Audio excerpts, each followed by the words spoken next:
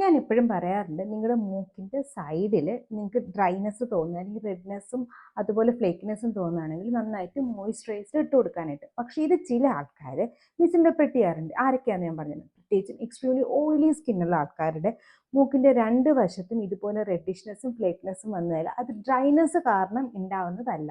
ഇവിടെ നമ്മുടെ ആ സ്ഥലത്ത് കുറച്ച് അധികമായിട്ട് ഓയിൽ പ്രൊഡ്യൂസ് ചെയ്യുന്നത് കാരണം ഈ ഓയിൽ നമ്മുടെ സ്കിന്നിൽ, ഈ ഡെഡ് സ്കിൻ ഉണ്ടല്ലോ, അതിനെ പിടിച്ച് ഗ്ലൂ ആയിട്ട് ആക്ട് ചെയ്തിട്ട് സ്റ്റിക്ക് ആയിട്ടിരിക്കും. ഇങ്ങനെ ഓയിലും ഡെഡ് സ്കിന്നും കൂടി ഇരിക്കുന്ന കാരണം ഫംഗൽ ഗ്രോത്തിന് എളുപ്പം വളരാനുള്ള ചാൻസ് ഉണ്ടാകും. അപ്പോൾ ആ ഫംഗൽ ഗ്രോത്ത് കാരണവും അത് ആണ് റെഡിഷ്നെസ്സും പിന്നെ ഡെഡ് സ്കിൻ ഇരിക്കുന്നതാണ് ആ ഫ്ലേക്കിനെസ്സും നമുക്ക് കാണപ്പെടുന്നത്. അപ്പം നമ്മൾ വീണ്ടും മോയ്സ്ചറൈസർ കൊടുക്കുകയാണ് എന്നുണ്ടെങ്കിൽ ഇത് വീണ്ടും ഇറിറ്റേറ്റഡ് ആവാനാണ് ചാൻസ്.